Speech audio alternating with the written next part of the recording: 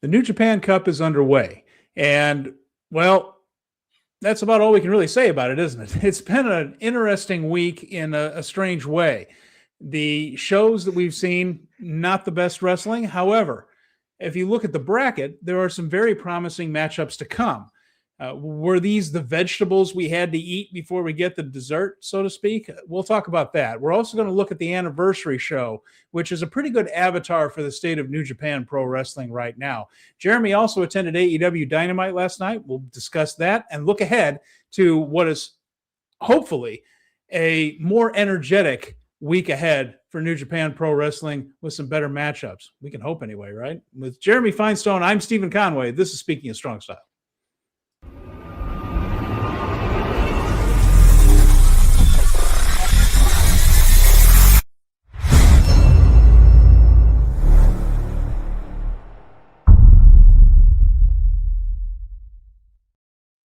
Welcome, everyone, to Speaking of Strong Style, where we discuss the news, issues, and events surrounding New Japan Pro Wrestling.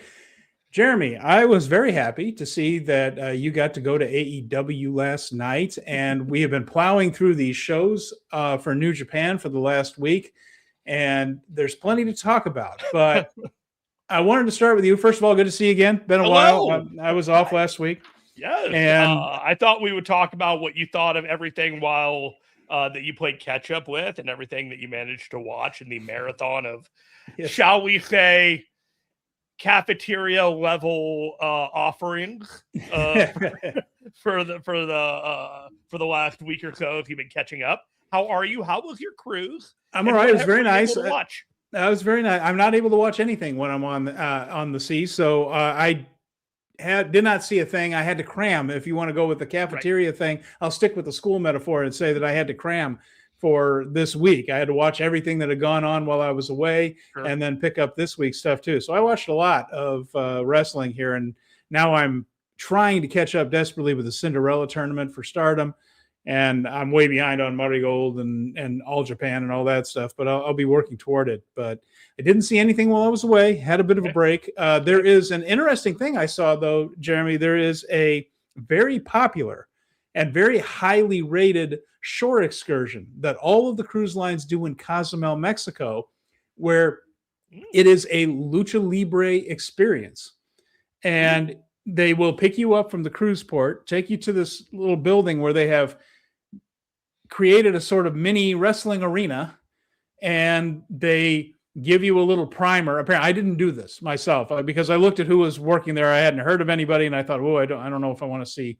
I don't know if I want to see this. That would have been a great way for you to like tear them all down and like, this is all indie level lucha. Well, that's what I think it probably is. But when people go there, they give you a little primer. They sit you down in these little arena seats that they have pointing at a ring. It's kind of open air. It's not. It's one of those things where it's a structure. It's covered. There's a roof, but sort of the walls are open, so to speak. But that's Cozumel. That's fine. The weather's great there. And you sit and you watch a little Lucha Libre show, and they tell you, well, these are the bad guys. These are the good guys. So you want to boo these guys and cheer these guys, and they help you out with the rules and things. And from the clips I saw, they actually sort of kick it into about third gear at one point. There's a lot of gaga, of course. There's a lot of silliness, and all the characters are over the top, even for Lucha Libre. And it looks like once they kick in, though, there are guys that are pretty well trained and know how to at least put on a bit of a Lucha Libre show with some dives, some of the more clever head scissors and tijeras out there. And people that go to this thing seem to love it. So it's something to keep in mind, folks. If you're ever in Cozumel, there is actually a Lucha Libre experience that you can do. Looks like it goes on every single day. They put this on for whatever cruise ships are in port, and I'm sure they will be happy to take your money if you're just visiting Cozumel at one of the hotels and let you go and see it as well. But there's that. The other Lucha Libre influences I saw is just about every souvenir stand there is has some lucha masks.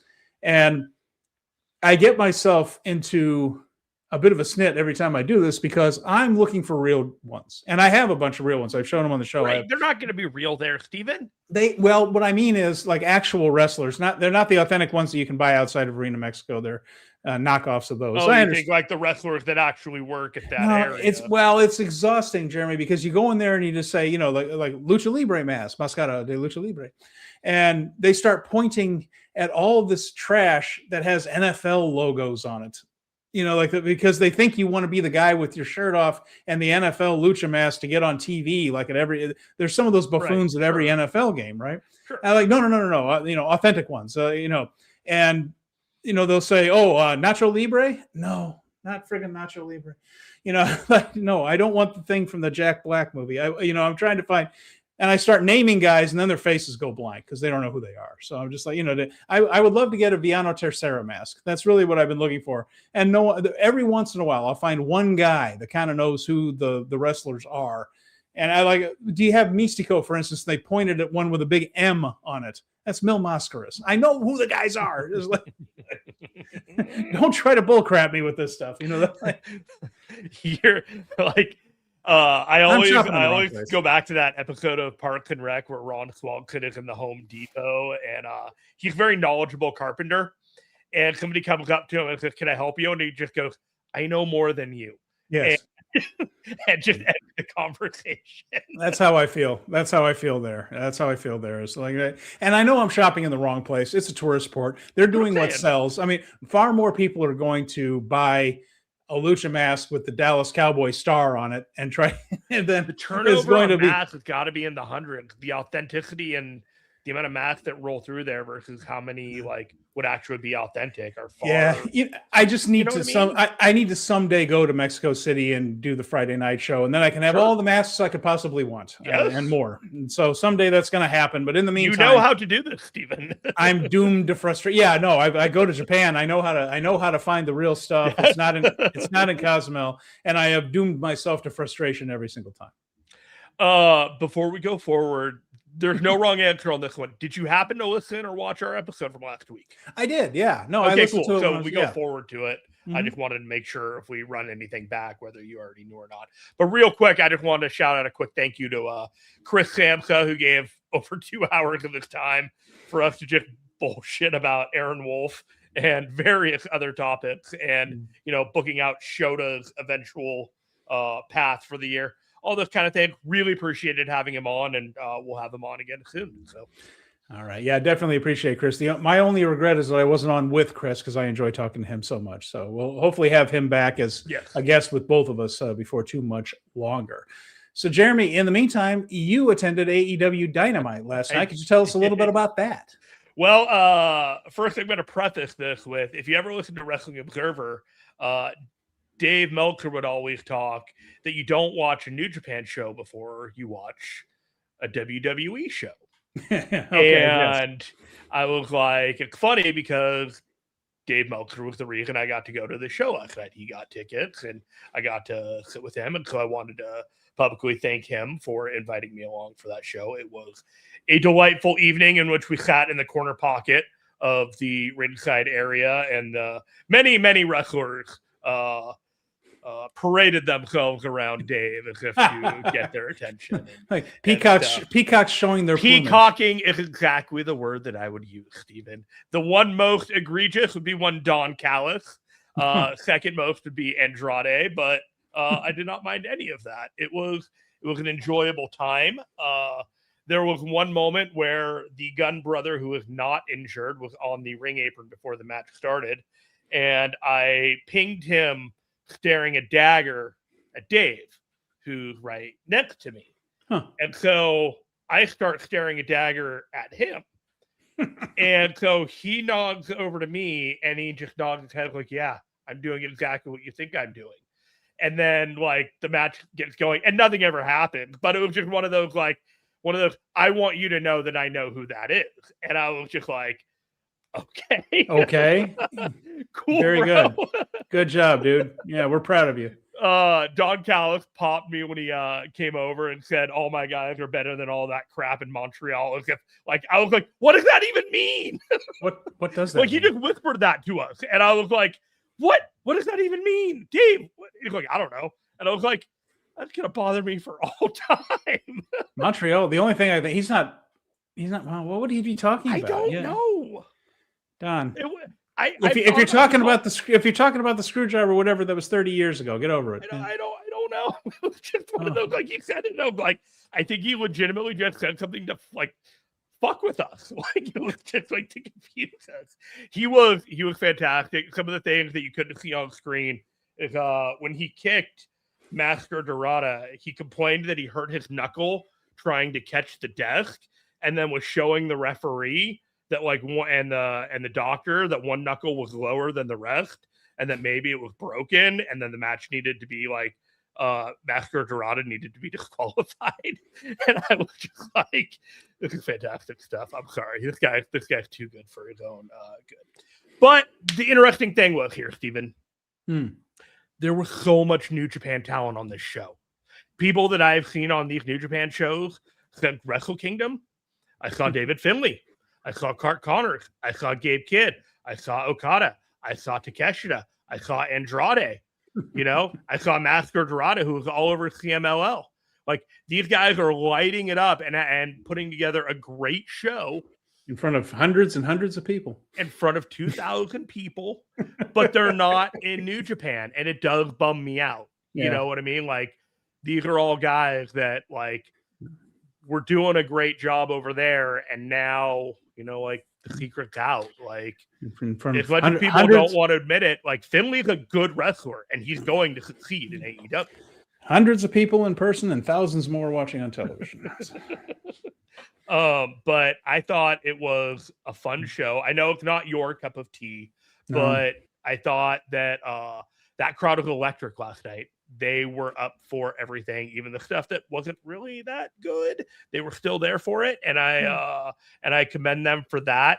Ricochet got tons of heat. Those are three other guys. Ricochet and Gates of Agony were on New Japan shows recently, so it's just more people that they're using that to supplement the New Japan product.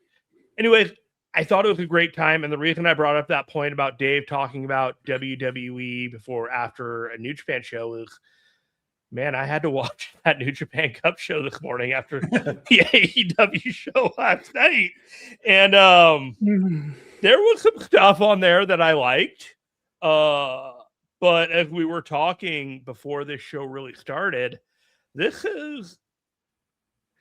there is 6 ounces of popcorn in an 18-ounce bag. Yeah, we're going to get into it more as we go through the results of the past week, but there is a malaise right now. There just flat out is. Yeah. And we'll talk about how I compared it to last year as well, because it was bothering me so much, Jeremy. I actually went back and looked at my notes. I always do my notes in hand. I handwrite my notes in notebooks. I just feel like I retain the information better. I've tried it on computers, and I feel like it's very ephemeral if I just type it in and save it into a file. Like if I write it, for some reason, it sticks in my head. It's more permanent, I suppose. And so I went back and looked through my notebooks for last year's New Japan Cup. And later on the show, I want to talk about a little bit about what I read there compared to what I'm putting down this year. Fernando Zayas is here. Good to see you, Fernando. Thank you for joining us. He has a question for you, Jeremy, and well, both of us really. But he said, did Finlay make the right move going to AEW? Did he make the right decision? And he said, the Dogs is a stupid name. Well, yes, it is. Is Warhounds taken? Well, I don't know about that. I'd have to look through I would think it's very wise not to use the word war in any way, shape, or form on a wrestling program right now. Yeah, I'm agreeing with you on that one. Just like the word bullet doesn't need to be where it is. And, that's just a little weird now. But not weird, excuse me, just a little bit. We've moved along from that, I think, and hopefully in wrestling. But he's asking, did Finlay make the right decision going to AEW? It's financially, I'm almost sure he did.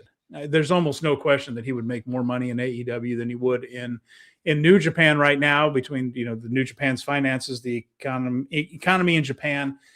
He's closer to home. He's got a young child. Chris talked about this a little bit that last week, that his kid, Chris Sampson's kid, and David Finlay's kid, very similar in age, and dude probably wants to be home. So if he is home more and making more money, then I have to say he probably made the correct decision for him and his family. Fernando, I'm going to start talking, but while I'm talking, I want you to clarify something for me. Are you asking if Finlay made the right decision going to AEW instead of staying in New Japan or going to WWE, or if the only two options were going to AEW and WWE? Because I'm going to start talking and I'm just going to try and cover all the bases here. I think Finlay, if he was able to be paid enough money, would have gladly stayed in New Japan, but that was not the reality. No. So he came to WWE. He came to, I believe, TNA, and he came to AEW, and they all gave him offers.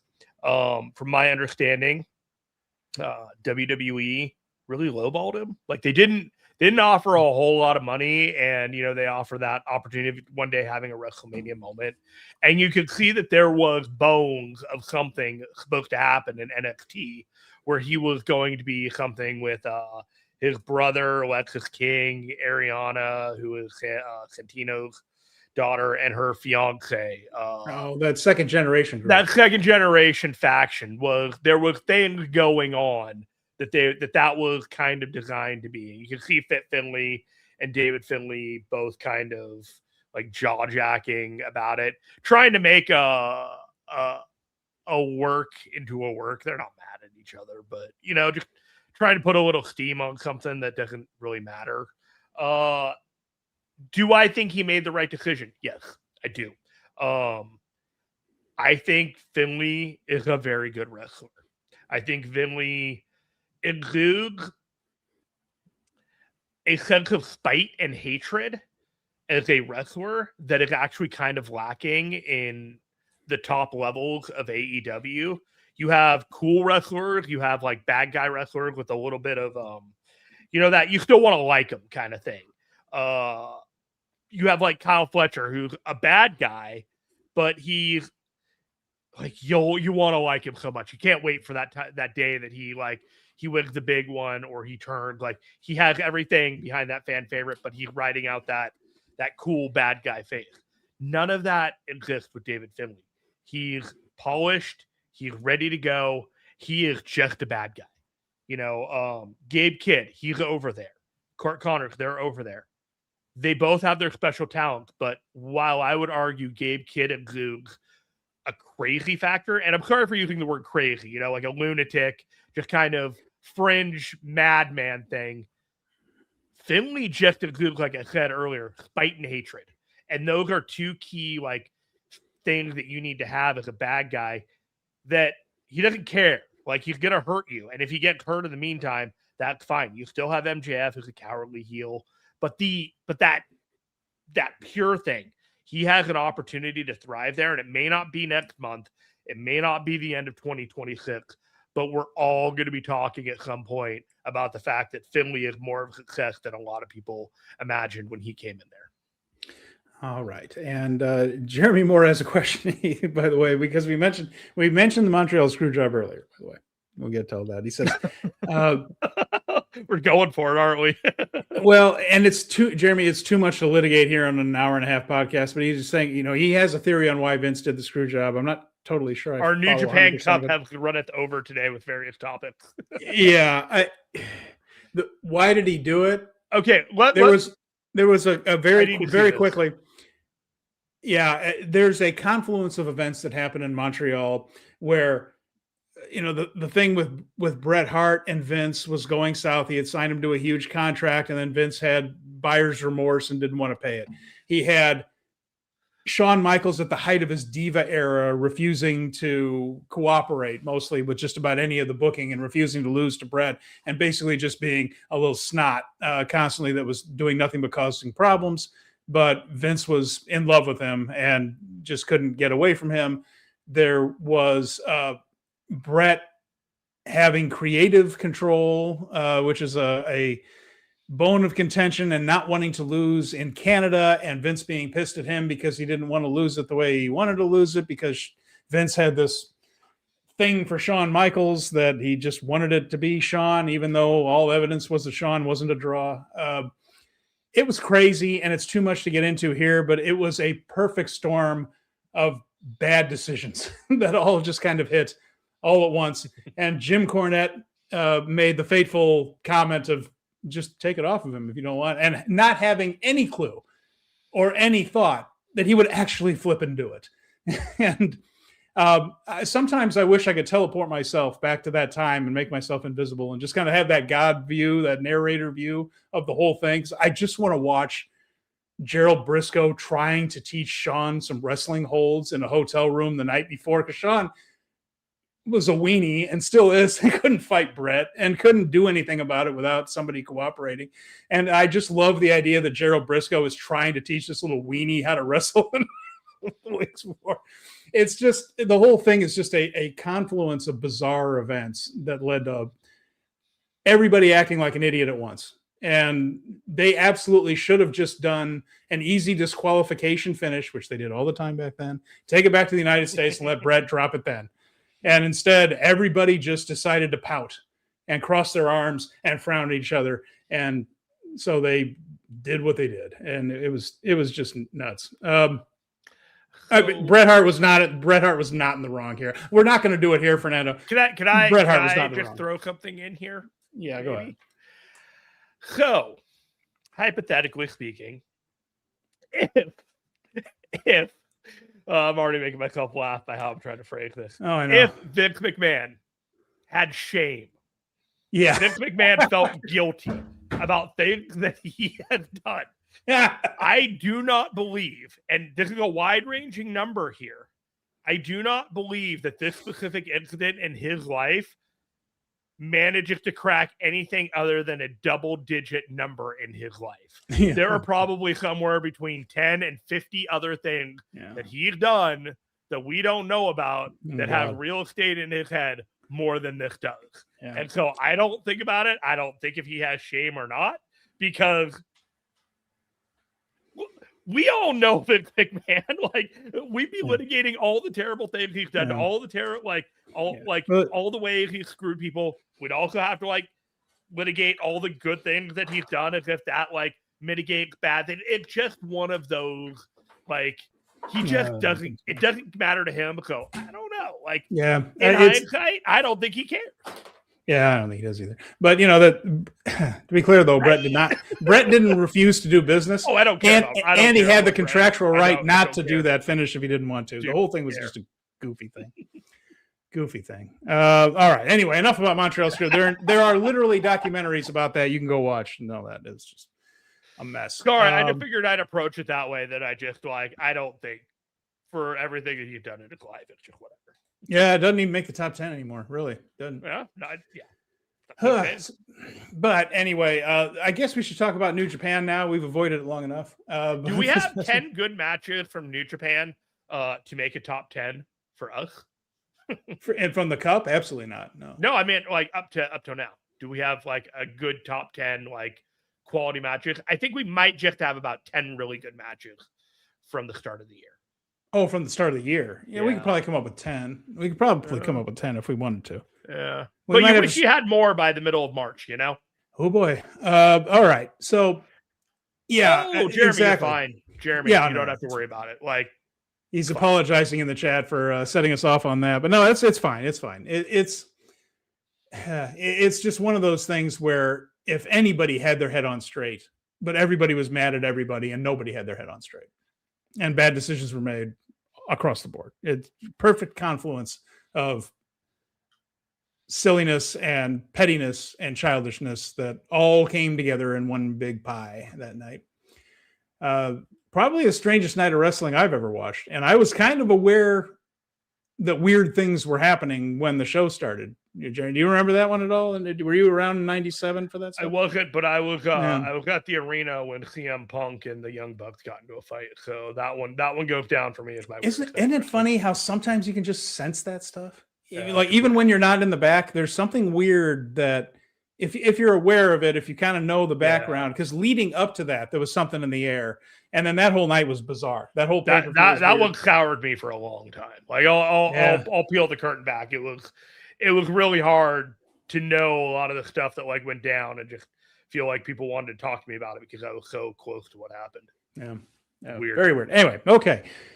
New Japan this week had several shows, including the one that we're going to start with here, which is the 54th anniversary show at the Oda Ward Gymnasium. Mm-hmm.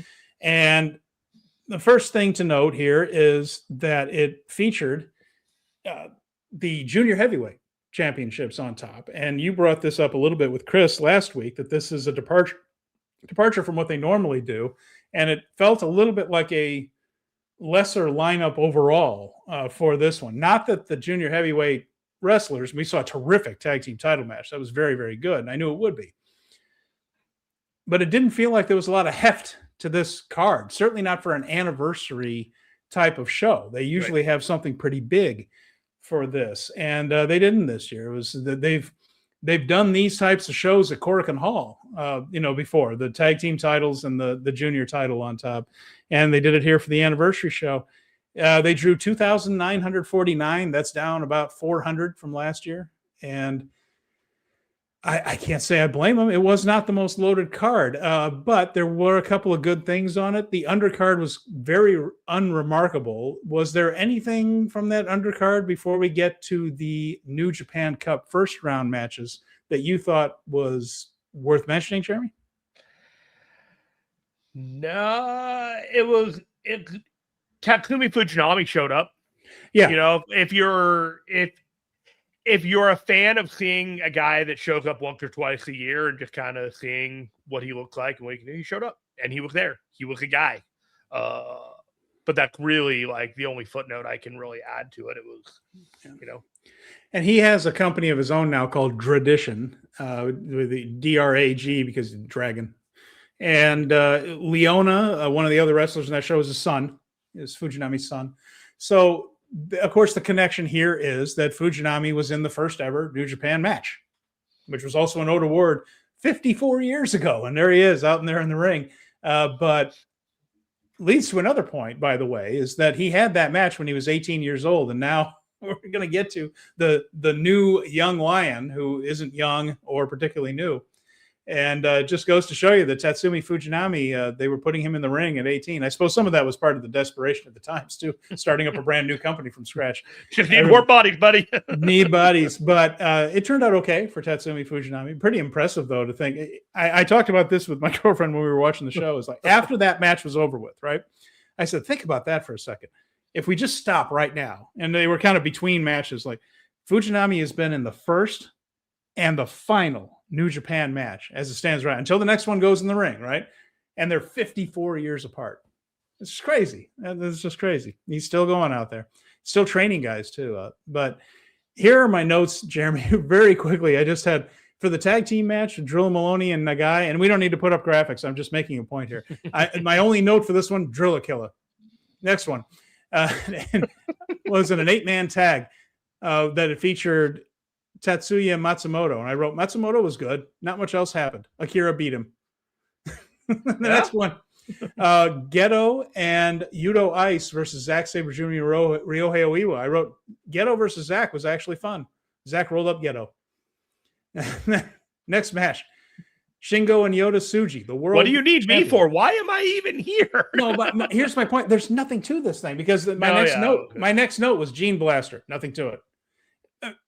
Over and over again. We're talking about a 4-minute match, a 5-minute match, a 7-minute match, a 5-minute match. Like these are when we're running this down. These are televised house show matches. Yeah, I felt like it's the anniversary show, and this all feels like, well, we have to be here and we have to do this. We finally got to the New Japan Cup matches. We mentioned the Fujinami match. They had his son get beat by Pimp Juice by Yujiro Takahashi. That's pretty ignominious. But we moved on to the Cup matches. Now, we already had a couple of first-round matches, and so this was the New Japan Cup matches on the anniversary show. Tom Talks Rubbish is here. Hey, Tom, good. I'm looking forward to doing. I'm doing that show on Sunday, Jeremy. I'm doing the show with him. I'm going to record it on Sunday anyway. It'll be out soon. Yeah, I'm very much looking forward to that. And then New Japan Cup first round, Jake Lee and Yoshihashi. And this one went about 14 minutes. Jake Lee beat him with that chancery choke kind of hold he has there where the referee stops the match. It wasn't bad, but exactly what we kind of figured, Jeremy, they're going to put over Jake Lee in this situation. Yoshihashi's the kind of guy who can lose a match like this, and it went about as we suspected. The last singles match Jake Lee had was for the IWGP Championship. The next match he was going to have, he was going to win it. And I was looking at him like, Yeah, okay. All right. That's fine. So I feel like Jake Lee is slotted exactly where he needs to be right now.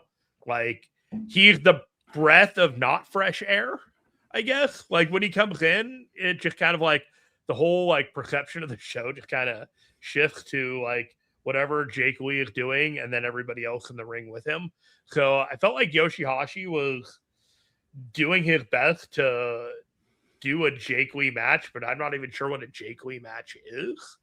So it was there. I didn't think much of it. And I think Jake Lee has a purpose in this, but I'm not sure what the purpose is.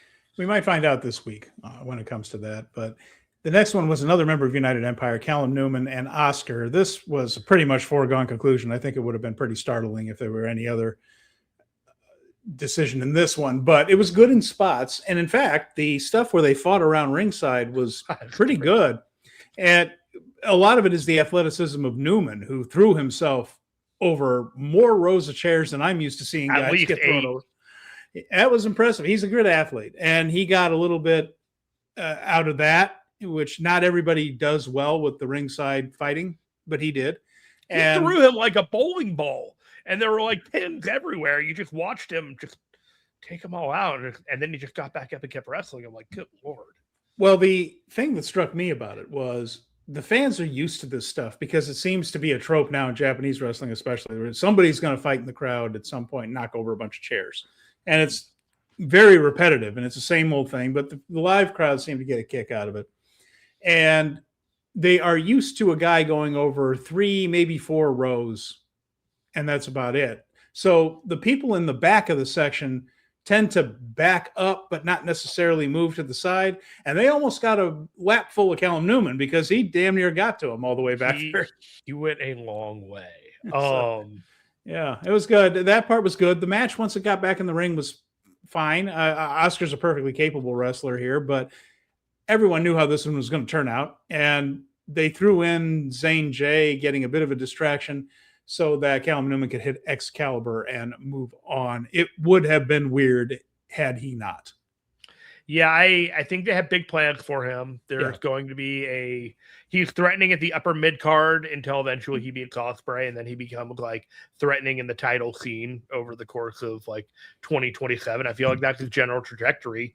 But I think it's a statement if he gets at least to the final 4. He could go to the final 2. He could win this whole thing. I was going to say, I think he might maybe win the tournament. He's not my odds-on favorite right now, but if they did an angle that I would suggest they do, he could win it, but yeah, he could. I mean, I think it's enough for him to beat Hiroki Goto and then have a really good match with whoever comes out of the Shota, Zack Sabre Jr., kind of Ryohei Oiwa triangle. But I think a Final 4 is a lock. I don't know about anything other than that. This reminded me of a funny story from last night. Gabe Kidd is doing a match, tag match with David Finlay against Orange Cassidy and Darby Allin, and Darby Allin and Gabe Kidd end up brawling in the corner right where I'm at, and I have like the photo of them, and they're like right up in my shit. All of a sudden, Gabe Kidd like elbows Darby, and Darby's like laying on the barricade right in front of us, and you can see Gabe, and he's rearing back all the way past the ring apron, all the way past the ring post, all the way to the other end of the barricade, and he begins sprinting straight towards us. And I'm like, Dave, fucking move. Because all I could think about was Callum Newman getting thrown to like the apron, but I forgot that this wasn't New Japan, this wasn't an indie show. These barricades were completely reinforced. Yes. But even with the force of how much he hit, that thing moved back a foot. And after the match, they had to come over and rejigger the whole thing back there. And I was just like, I think you can see me like get up and like move because it was just one of those like because specifically of Oscar throwing Callum 8 rows deep as if he were a baseball into like a bunch of bowling pins. A baseball into bowling pins? Yeah, that's how many pins it felt like it went down. Like, it wasn't a bowling ball. Like, that thing. Okay. All right. No, we'll go with it. It was just a small little object that managed to take out so many things. He was not big in the grand scheme of those chairs, but he took out so many chairs. By the way, the other thing I mentioned, I'm doing Tom Talks Rubbish show this week. I'm really looking forward to doing that one. I'll be recording that soon, and it'll be up.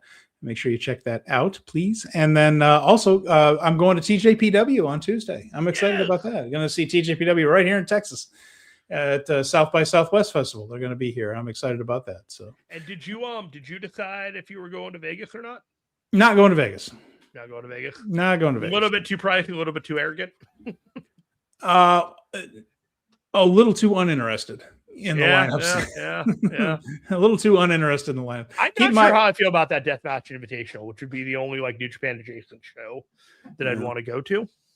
And I know Stardom is there, but I just saw Stardom in Japan twice last year. So it's I don't need to go to Vegas to see Stardom. And some of the other stuff that I would have been interested in just didn't come this year. And TJPW is coming to my backyard. So there you go. There you go.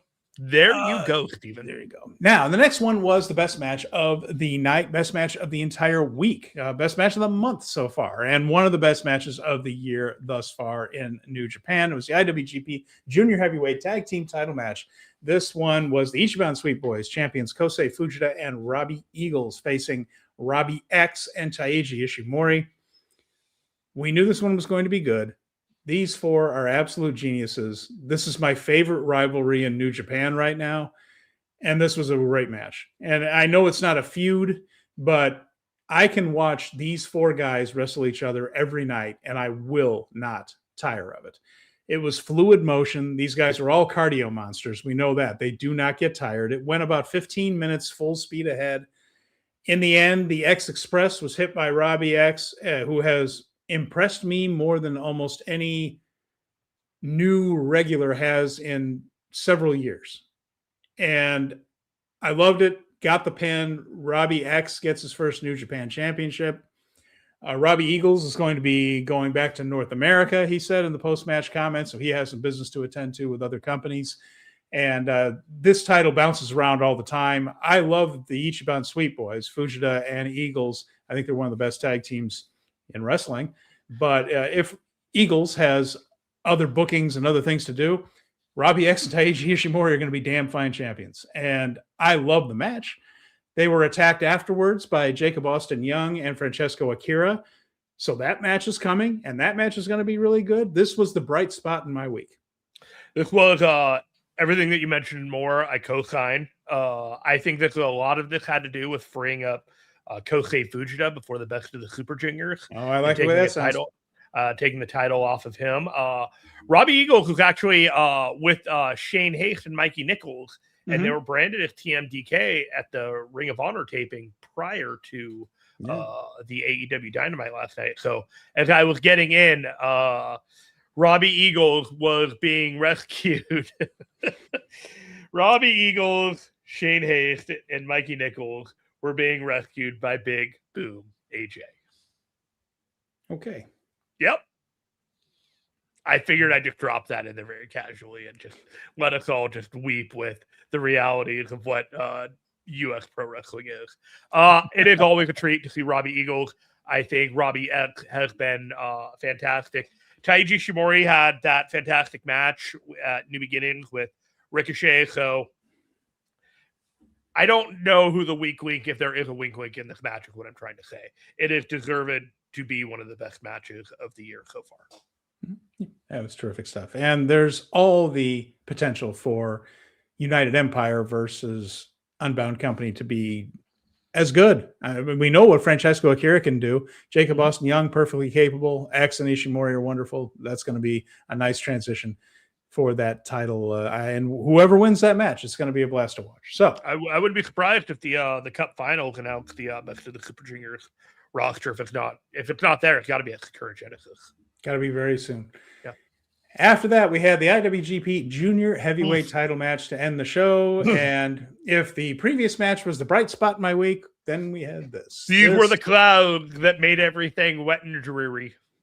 Every House of Torture cliche crap was here. Much. All of them. It was exactly what I thought it was going to be. And I think I buried it before, like, we previewed it last week. I told Sam, like, I don't expect Watto to win. I don't expect anything other than him just being a guy. And if I am wrong, great, so be it. But I don't see that happening. This was just not good at all. Just every House of Torture cliche. And the thing is, what made it worse for me was they had Tanahashi out there for the pre-match presentation with the belt, and he's hobbling up there on his crap knees, and he's just like waddling around trying to get up there, and he's holding up the belt.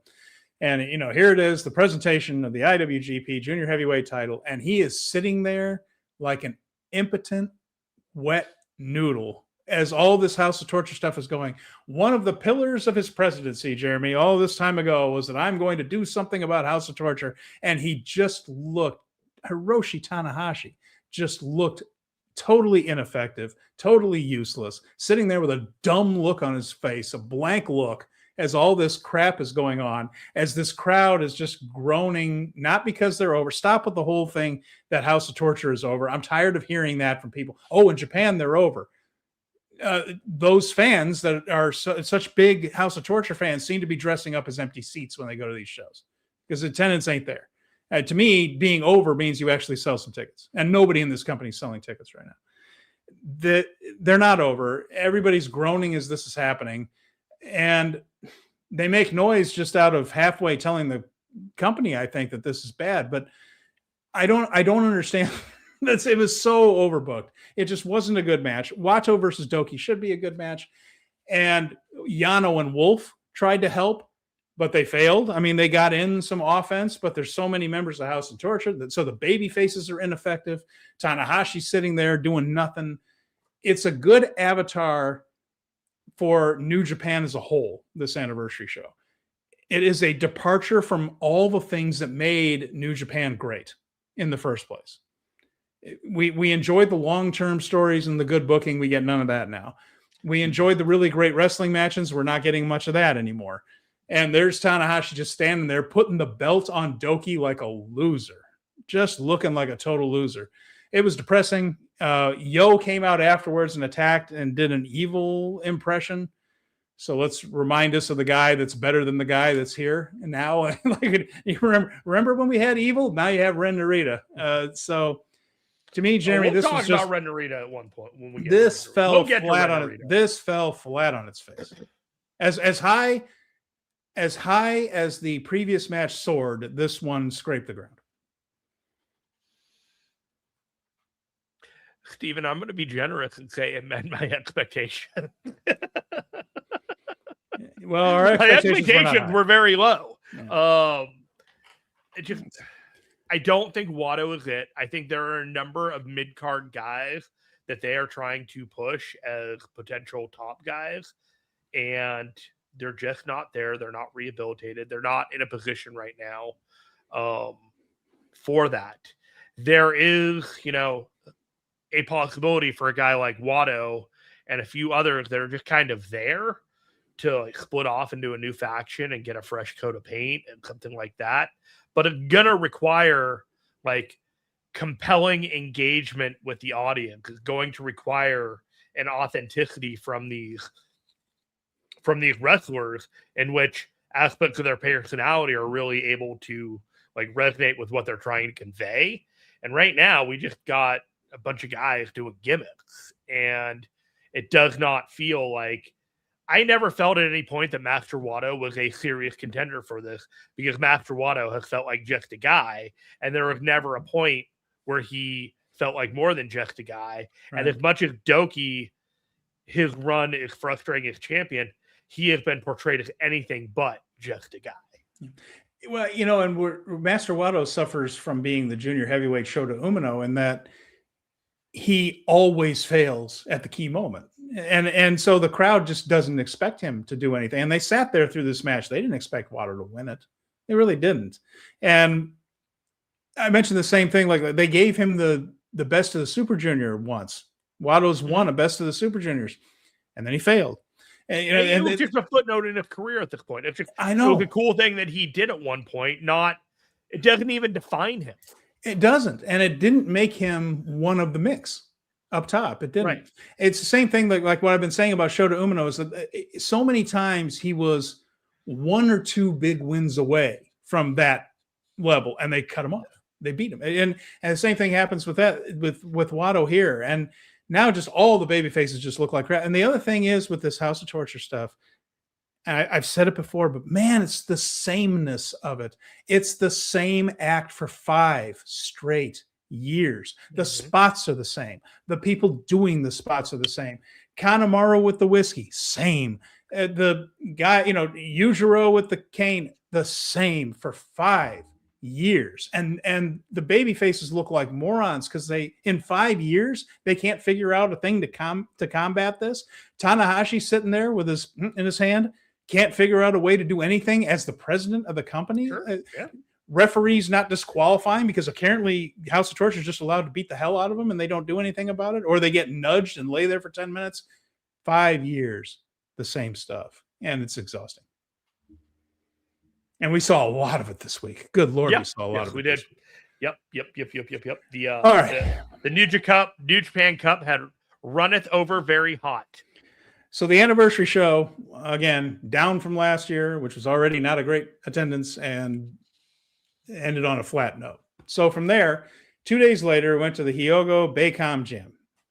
And they almost drew as many people for this show, Jeremy, as they did for the anniversary show. 2,500 people show up. In Hyogo, they turn out for this stuff. I was looking back through history, as I always do. I like to compare. And it is about the same for the New Japan Cup. This is when they come to this building, this tour. Last year, 2,400. The year before that, about the same. It's a very steady thing that they get a good crowd in Hyogo once a year for the New Japan Cup, and then they don't necessarily even go back any other time. They're not, that building's not necessarily on any other tours all year, but they do show up for it. I mean, 2,500 isn't a bad crowd, but this is something that's true pretty much across the board this week, is the New Japan Cup tends to have a circuit that they follow pretty regularly. Mm-hmm. And when you look back, this is on this show in this town is on the New Japan Cup tour every year. Very, very similar attendances to the last 2 years, which weren't great years. It's not growing, is my point. It's very stagnant with that. 2,500 is a good crowd, but when 2,400 and 2,300, it's just not picking up any steam at all. That's my point. You're not seeing the trend positively upward. They're just kind of flat, and that's not what you need to see for growth. Yeah. Jeremy says, are they maybe he says relying on the tournaments too much already? Just asking. There's a school of thought that says that there are too many tournaments in Japanese wrestling, period, that it gets a little exhausting, and that there are so many of them that none of them really stand out the way they used to. I think an exception is the G1. I think the G1 still matters, but I don't think that's to be dismissed, Jeremy's, both of you, that there's just tournament after tournament after tournament, so that New Japan has what, 5 tournaments? Yeah, the Cup, the tag, and Super junior, G1, and the 2 tags. Yeah, it's a lot, and they're only 12 months of the year, and we're getting 5 tournaments. It's hard to stand out. It's hard for them to stand out. So I don't think that is invalid criticism at all. I think that's. I don't think it's the problem. I'm not sure it's helping. Yeah. Okay. Maybe that's a better way to put it. Like when things are good, you still enjoy the tournaments and things. But the other thing is just the matches haven't been very good. That's hurting it. I mean, yeah. Here are a couple of them. We had one of each, right? So Shota Umino and Chase Owens. This thing went 19 minutes and 40 seconds. What? Sorry. No, that's a lot for these. It was a 20-minute match. It went 20 minutes too long, Steven. I'm sorry. I don't say this about a whole lot of matches, but this was awful. This was just one of this.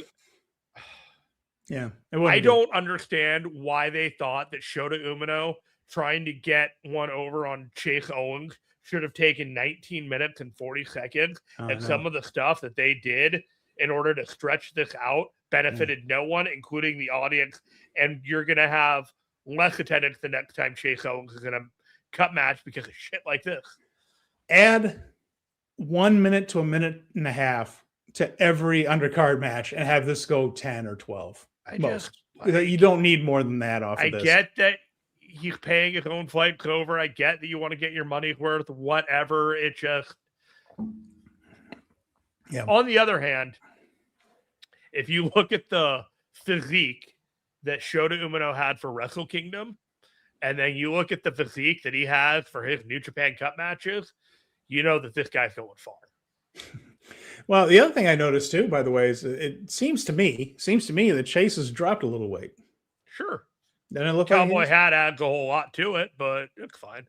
He looks like he's dropped a little bit. He looks a little more fine. Like, it doesn't matter about like his weight or his look or anything like that. He is a negative net asset to the promotion. And I understand the loyalty. I understand he and Fale are on per date deals, and it's really helpful for the company to have guys like that they can call and is ready to be there, but they don't have to pay them for the year. Fine. I get it. Chase Owens reminds me of an old generation of New Japan that is no longer relevant and is trying to be present in the new generation. And I wish I had nicer things to say, but I get very, very frustrated when I am trying to find the upside in every aspect of this promotion, and I simply couldn't. I was at my wit's end with this match. And I don't know why it was this one specifically, but this was the one that I was just like, God damn it, guys. Like, what are you doing? A 20-minute Shota Umino match with Chase Owens. Like, you couldn't find anyone else to put in a match to make this for, like, one of your guys. Anyone else. Like, I didn't even feel this way about Great O'Connor and Yuya Uemura, which was, you know, it was better, but not by much. You know, like, that was it. Ugh. All right. I'm good. Thank you. Well, it goes into a little bit of the malaise I talked about earlier, too. Not to get sidetracked on Great O'Con, but so many of these guys just look uninterested in this tour. They look tired and they looked uninterested. And we're talking about the tournament matches that are on top of these cards, the undercard stuff, the tag matches underneath. These guys are sleepwalking and flat out moping through them. They don't look like they want to be there. And I kept watching this thing just thinking, imagine if these were professional wrestlers being paid to put on a show. You know, like yeah, there's this sense of take a deep breath. I'm like, all right, I guess suck it up and do a show, guys. But these my guys job tonight. Just droopy dogging it all the way through these things, just moping around ringside, strolling through their matches. It's really it's a strange time. There's something in the air in that locker room, and it's contagious. And everybody looks bummed in the ring. Everybody looks tired and bummed out. I just, I hope they have a plan for the top guys in the promotion, because I was doing my all too early thoughts about what Wrestle Kingdom could be next year. And, it's like 8 or 9 matches. You got Yoda versus Yuta. Yuya versus Yoda. Sorry. Shota versus potentially Takeshita. You've got Ospreay versus Callum Newman. You're going to have the Knockout Brothers in a match. If you're not idiot, you're going to put the junior heavyweight titles on the line and not do it on a different night. You're going to have a stardom match and a couple of special singles matches and a couple of big to-dos. But, it's like, who in this New Japan Cup that you're looking at right now, you're like, these guys must have a singles match or a place of prominence next year at Wrestle Kingdom? Yeah. And we're going to get ahead of ourselves if I make the next point, but it's coming. And it's something that's going to be related to that. The main event of that show wasn't Umino and Chase, though. It was Ryohei Oiwa and Yuto Ice, and this was pretty good. It was a nice match. This took a lot of the bad taste out of my mouth. 16 minutes, Oiwa and Ice. I say this a lot that, Yuto Ice works really well with this guy. Then he'll be in the ring with someone else. And I was like, Ice does pretty well with that guy. And then I realized that like half of my notes are just like Yuto Ice is good with this guy. Maybe Yuto Ice is good. I'm pretty sure he is. And just has that charisma about him, and it works. And Oiwa is a nice foil for him because he's so straight-laced. He's so straight-laced. And Ice is so not. The leg lock, the Roy clutch is what Oiwa beat him with. And we're actually going to get something to look forward to here, Jeremy. We're going to get Ryohei Oiwa versus Zack Sabre Jr. This was the only match in Chris Sampson's Sport of Pro Wrestling that I got wrong. Oh, I was so mad. I was like, why would they do that? And then I got a little nervous when Oscar got eliminated. You know, I was like, oh. And then they're actually going to do Oiwa versus Zack Sabre Jr., which honestly, I feel like I've seen, Ice and Zack Sabre Jr. a lot in the last 2 months, which is kind of why I thought they'd run it back one more time. But I'm really excited for Ryohei Oiwa and Zack Sabre Jr. This was a really great match. It will be Yuya Uemura. It is Oscar. It is Ryohei Oiwa. It is Yuto Ice. It is Shota Umino. It is Callum Newman. And it's Yota Tsuji, man, and Kosei Fujita. There is a core in this roster that you can really do something with. And I'm really excited about it.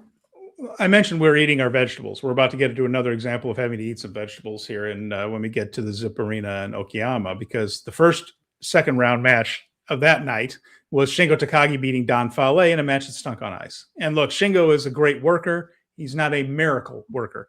And this was bad. The good news is it was only 9 minutes and 30 seconds. They got rid of Fale. That takes Fale out of the equation now. After that, Yuya Uemura defeated Drilla Maloney in 22 minutes, 28 seconds. I thought this match was okay. I don't think it delivered the way it could have. And they did a really dumb finish, a really stupid finish. You hated that finish? I hated this finish. Oh, I was here for it. Oh, Jeremy. Okay. First of all, here's what happened. Sure. He hits the Drilla Killer. Nails it.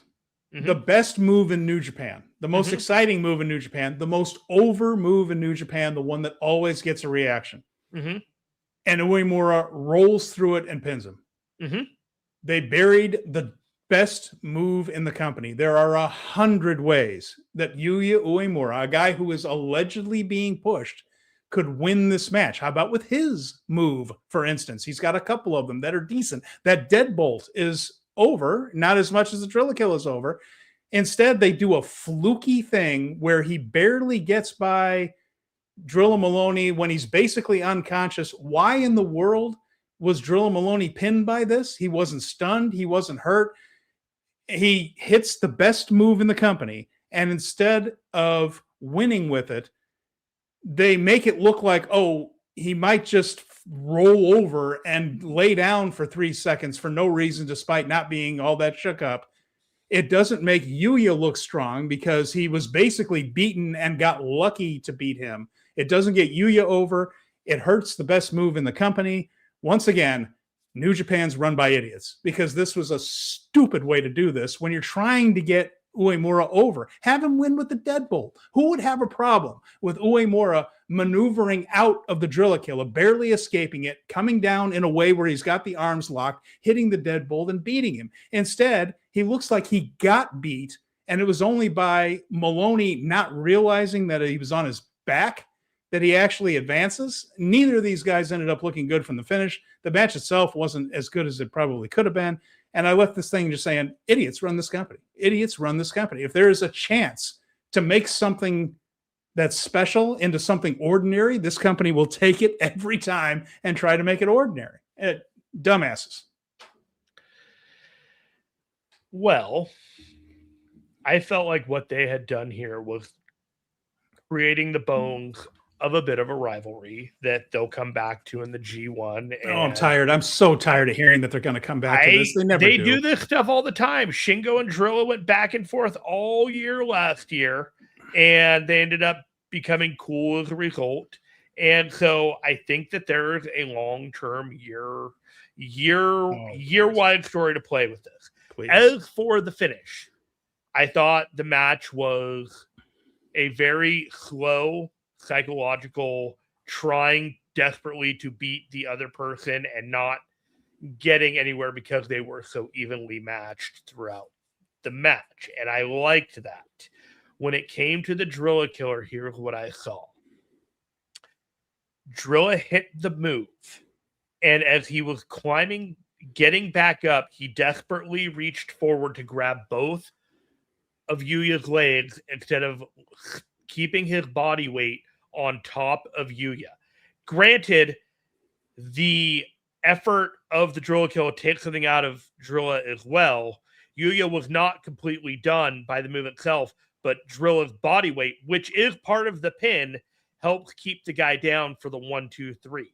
Instead, Drilla exposed himself, reached forward, and Yuya used that momentum for the roll-up, which I thought was actually a really clever finish because it's supposed to be a kill Drilla shot. Never actually got his body weight on top of him.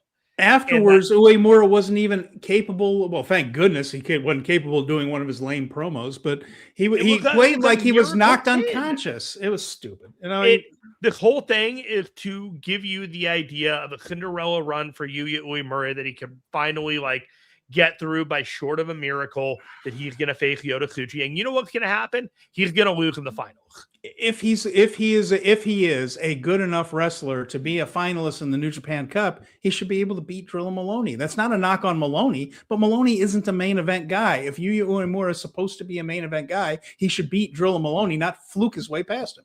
How do you know this was his idea for the finish?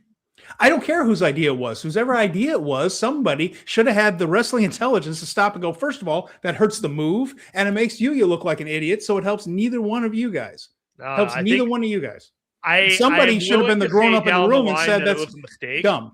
I'm willing to say down the line that it was a mistake, but I could also see how it's the bones for a intermediate plan.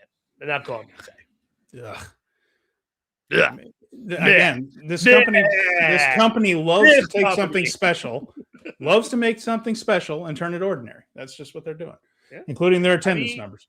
Yeah, you're not wrong. I know I'm not. But I sat there and I tore the company apart for Shota Umino and Chase Owens, in which I'm always trying to find the upside and looking for why they would do something even if it doesn't make any sense. I'm always trying.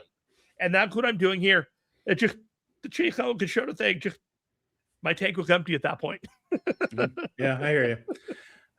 Okay, so that was that. We move on to March 12th. That was earlier today at the Takamatsu Gym in Kanagawa. They drew 700 for about that one, which is about now this one was not a New Japan stop the last couple. It was a Fantasticamania stop the last couple of years. But it drew about what Fantasticamania does. So again, we're getting these things where I don't know if we're just down to the hardcores now. They're going to show up no matter what, but the attendance has just been very flat. Second round match, Ren Narita and Satoshi Kojima. Again, I hate to pile on the negativity here, but Ren is very lazy. Very, very lazy. And he's been lackadaisical for years. He stopped doing the county fair level impersonator act. He reminds me of an Elvis impersonator at a county fair when he was doing for Katsuyori Shibata, when he was trying to be Shibata. And now he's got this House of Torture thing, and he just doesn't do anything anymore. And not even Kojima could pull anything out of him on this. And again, all the House of Torture stuff, it just wasn't good.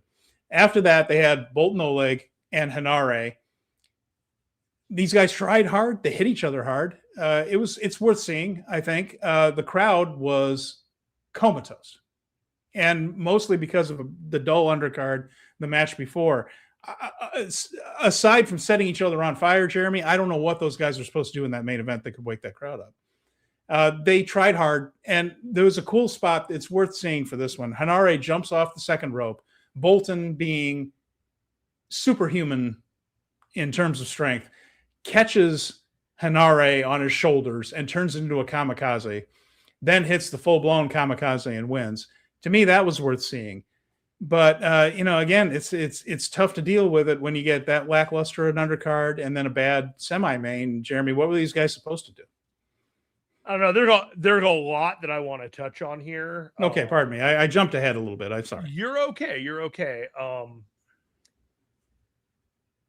There was a match on Tuesday that I wanted to mention before we got into this, and then I'll get it because I don't want to get too far ahead and confuse people. No, okay. Let's back up a little bit then. Okay, so on the first match on Tuesday was a match with Oscar and Yuto Ice versus Masatoru Okada and Aaron Wolf. Oh, and if canny viewers remember, this is pretty much Aaron Wolf's first match with anyone who's not a House of Torture opponent. oh gosh, yeah, I suppose that's true, isn't it? Even in Yes. his underneath tags, it was always with the Yes. HOT. Yeah. So this was absolutely fascinating to watch. Watching him wrestling with Oscar. Neither one really wanted to sell for each other. I don't even think they even really liked each other in the ring.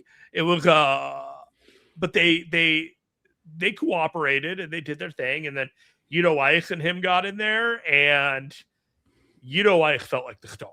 Like it was night and day versus what you were supposed to see. And then the real interesting thing, and you can find this on YouTube on New Japan World without the New Japan World channel, but find the 4-minute clip of the backstage comment of this match with Ice and Oscar just giving their unfiltered comments about Aaron Wolf.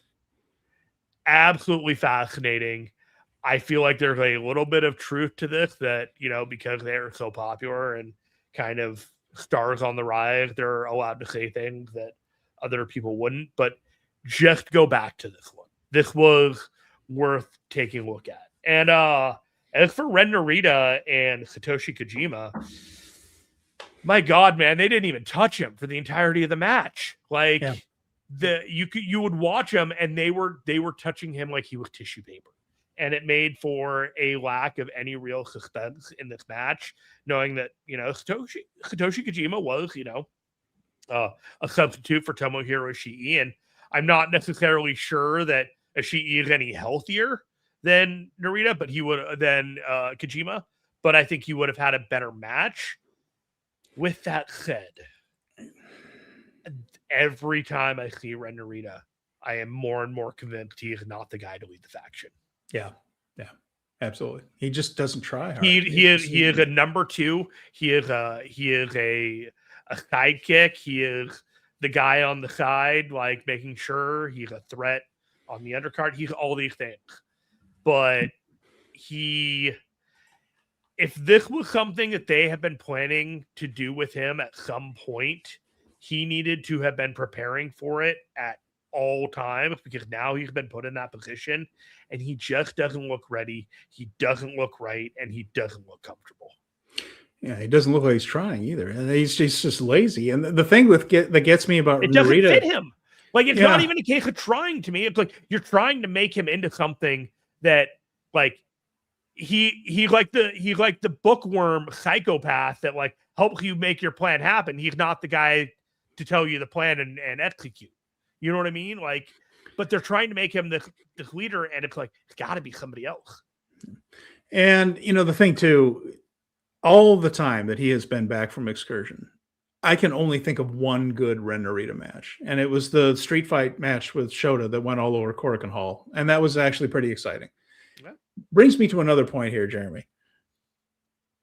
When it comes to New Japan, what's missing is that nobody hates each other right now. Like there isn't like a real blood feud between anybody where you get the idea that these guys actually want to kick each other's ass. There are matches, and I kind of liked what Tsuji and Jake Lee did, which was because there was no animosity between them. There was no reason for them to hate each other. So they went a different direction and sat down in chairs and kind of talked to each other in a weird way. It was different anyway. You go to Tsuji Andrade match, you tell Andrade like you're a great wrestler. I do like you a lot. He doesn't have any reason to hate anybody, and no one has any reason to hate anybody. Most of Shingo's rivalries, he ends up liking the guy, or at least respecting him. Yeah. It's been a long time since two guys just hated each other. They were almost there with Newman and Finlay, but Finlay was leaving, and they just had to kind of do it and get it over with. What was it?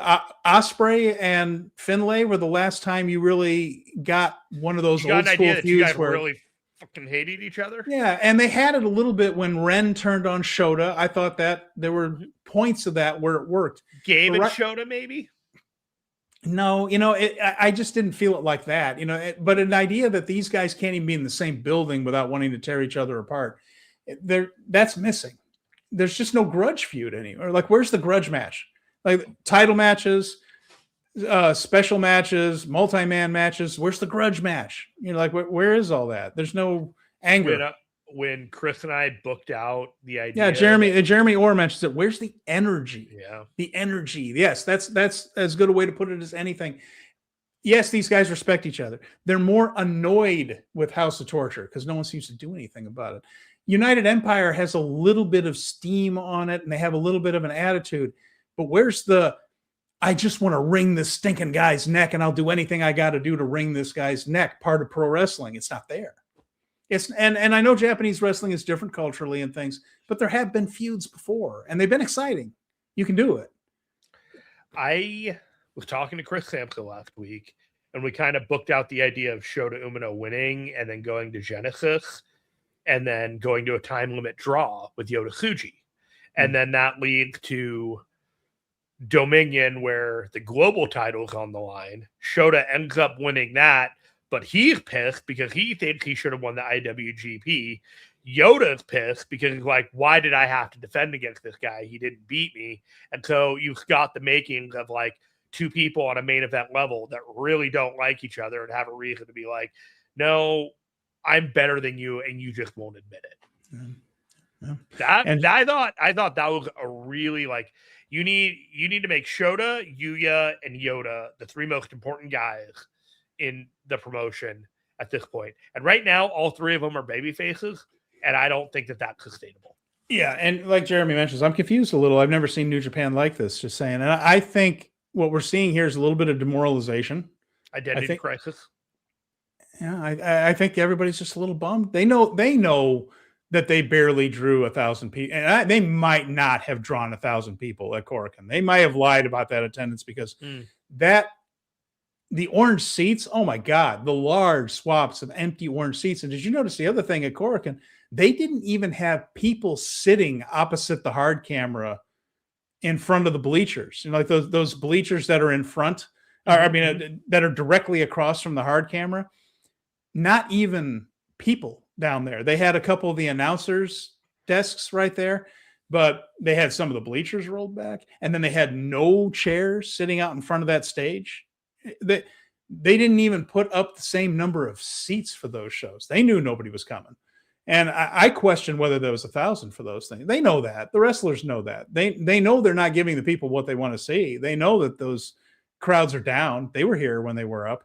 Most of these guys were here when they were up. They know the difference. And I think there's some demoralization and not necessarily a lot of hope for what's coming up, apparently, because everyone just seems to be like, just kind of moping through their matches. Well, I got to do this. I got to wrestle this guy for the 900th time.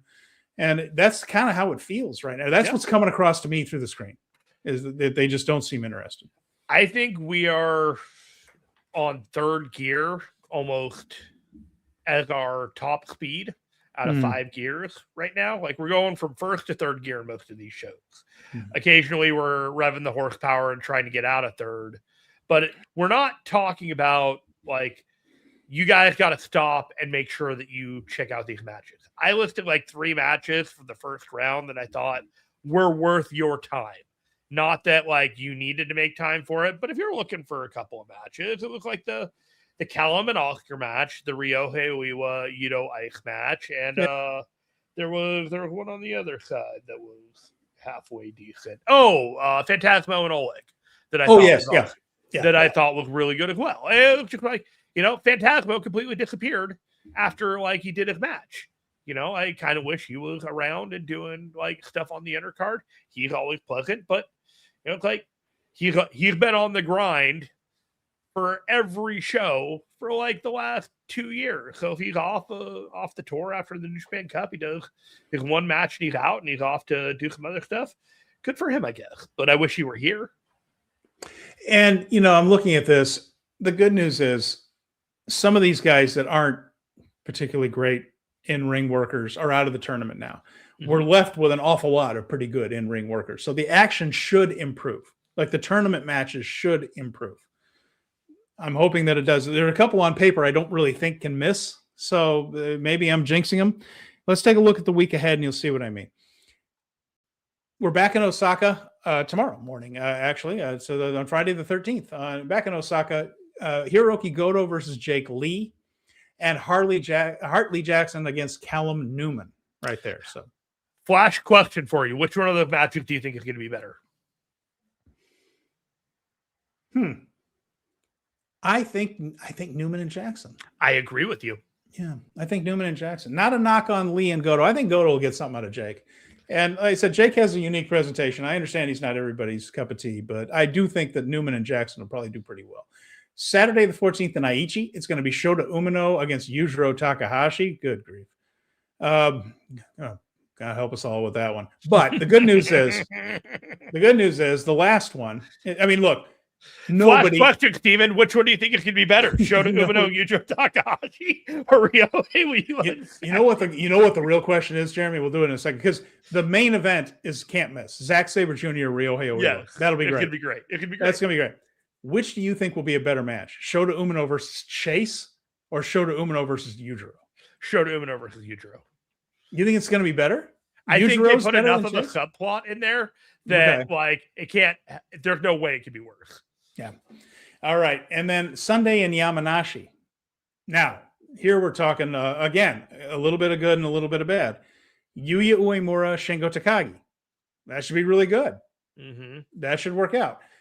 Oleg Boltin versus Ren Narita probably won't be. Not because Bolton's doing well in this tournament overall. I enjoyed his match with Phantasmo. I enjoyed his match with Henare for the most part. But nobody can save this house torture crap. It's just bad. But I do expect Narita to win. But we're starting to get down to like Yujiro will be out, Chase will be out, Fale will be out.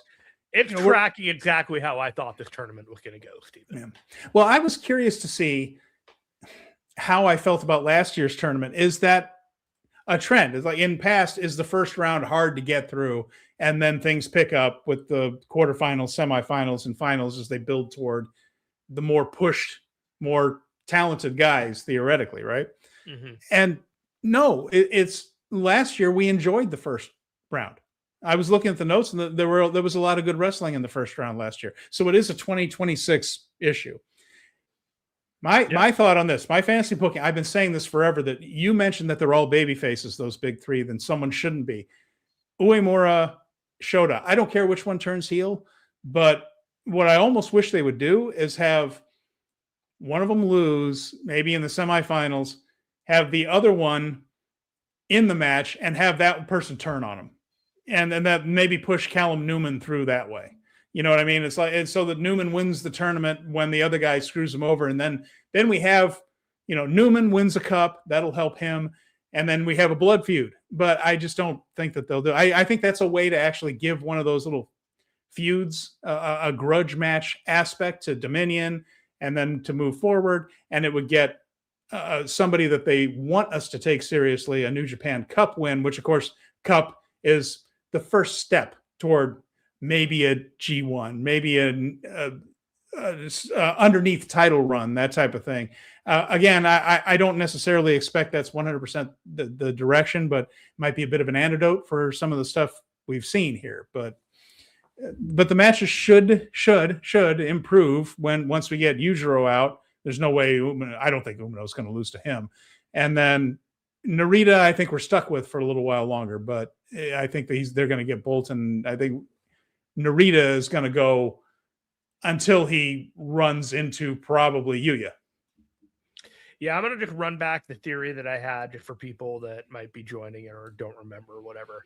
I had this whole idea that there was going to be 4 young guys, and 3 of them in each bracket were going to have to face a former IWGP champion in order to make it to the Final 4 and get a chance to face the current IWGP champion. Callum Newman, Shota Umino, Ren Narita, and Yuya Uemura. So far, Yuya Uemura is tracking to face Shingo Takagi, former IWGP champion. If Hiroki Goto beats Jake Lee and Callum Newman beats Harley Jackson, both completely viable outcomes, that'll be Callum Newman facing off against Hiroki Goto, a former IWGP champion. Callum Newman heel, going to Shota Umino down on the bottom. I believe Ryohei Uemura is not set to beat Zack Sabre Jr. just yet. I just don't think it's time yet. I don't think this is the moment for it. But Zack Sabre Jr., former IWGP champion, Shota Umino and him have a 3-3 singles match record. Hiroki Goto has 1 win over Callum Newman. Yuya Uemura is 0-3 against Shingo Takagi. So you have Yuya Uemura and potentially Ren Narita on one end, a heel and a face. Yeah. You have Callum Newman and Shota Umino on the other end, a heel and a face. But I think New Japan is smart enough to know that when push comes to shove, those fans will boo Shota Umino if he ends up in the finals against Yuya Uemura. Yeah, I think that's already figured into the equation, and I think that's baked into what the plans are for Shota Umino going forward. That like he tries to do everything right the right way, but like he's rejected by the New Japan fans. So he does whatever. You know what I mean? Like I feel like they're laying the groundwork that you really want Yuya Uemura to win this tournament based off of the way that he's eking out these wins and just kind of fighting every last like tooth and nail, and then they rip it from you at the very end, and then he wins the G1. Like this is the blueprint for me right now. Yeah, could be, right? Could very well be. That's an interesting path there. The other thing, you have Newman and Goto. Remember that Newman was the one that was tossed into that title match with Goto last year. He lost it when Jeff Cobb left the company, and he ended up getting the spot and impressed everyone with the match that he and Goto had. Might be time for him to get a win now that the title's not around. He could get past Goto in that sense. You mentioned that Shota has been talking about how I'm just all talk and I never get it done. He's been saying that out loud in his interviews, like, it's post-match stuff. He's like, I don't really want to talk very much. My words are empty. I haven't been able to follow up on any of them. It might be a good time if he gets in there with Uemura, just go, I'm going to do whatever I have to do. They're going to hate me anyway. I'm going to do whatever it takes, including the dirty stuff maybe, to win this thing, and just go with the idea that the crowd's going to boo him on that. Maybe I'm just trying to manifest something I'm hoping to see on that, but I feel like that is a path where Uemura and Shota could then feud, and you don't need a belt for that. I think people would want to see it and just see these guys tear each other up. Maybe we talk about how he's, the sun and all this fire stuff with Uemura, but he has no fire. I mean, let's see him pissed. I think that people would get into that. I think that Yuya Uemura and Shota Umino have, by design, been put together for the last 6 months, specifically for this cataclysmic face-off for the New Japan Cup, to reestablish what friends do when they become enemies. I hope you're right, because remember, the last thing that worked for either Shota or Ren was them against each other, fighting and hating each other, and it hasn't been right since. I think it was a very subtle hint that when they were doing the Tanahashi videos, like the Walker Stewart stuff, and they were showing the clips of Nakamura and Tanahashi being tag team partners before they went their separate ways and proceeded to feud for many, many, many years. Like, for them to train together and to get to know, for them to train together and to get to know each other so well, and then they become blood enemies going forward, is a depth that this company needs to establish. And then you have Uemura and Tsuji. We've talked about that one. These two are inextricably linked. Inexorably linked is the word I was trying to get there. And Uemura is the sun. Tsuji is the moon. We can't both shine at one time. I mean, it's right there. Shota and Yoda have the Shota, I was here first, but you surpassed me, and I don't think that's true. You know what I mean? Like, it's all there. It's all there. It's all there. I just hope they pull the trigger on it. Pull the trigger on something, for the love of God. Anyway, do something with the lore, people. Now, we have another show this week. I want to mention this. Let's get the schedule right for this week, because we have Friday, Saturday, and Sunday. So 3 in a row coming up starting tomorrow. Those are the rest of that quarterfinal run. And then Tuesday, March 17th, St. Patrick's Day, in Fukushima. We don't have any matches for that one yet. Kayfabe purposes. We don't know who's wrestling who yet, because we have to have the tournament matches before we figure all that out. So that show will have taken place by the time we come back here next Thursday. So there's one that we can't really preview, because for kayfabe reasons, we don't have a card. So we will have Friday, Saturday, Sunday, off Monday, back on Tuesday. and then that's it for the week. There is not another show until next Saturday. So we will be previewing the semis and the finals by the time that we do our next show. Yeah, we'll be down to the nubbins, because once this thing gets moving, it moves pretty quickly. Yes, sir. I have a couple of images of announcements of people and places before we wrap this whole thing up. Let's do it. Let's see. Takeshita is going to be at the New Japan Cup Finals with the TV title match. Yay! Okay. El Desperado and Taiji Shimori will be at Major League Wrestling Fantastica Mania USA with the CMLL New Japan MLW crossover. Yay! That'll be good. And then El Phantasmo is among a list of people that have been announced for the Deathmatch Invitational in Vegas, the WrestleMania weekend. He's the only actual New Japan talent, but Oliver and Price from that show got announced, and a couple other people from New Beginning USA. Yes. They were announced, and I'm not shocked at all. I figured that was the reason they were on the card. And I think that's the end of.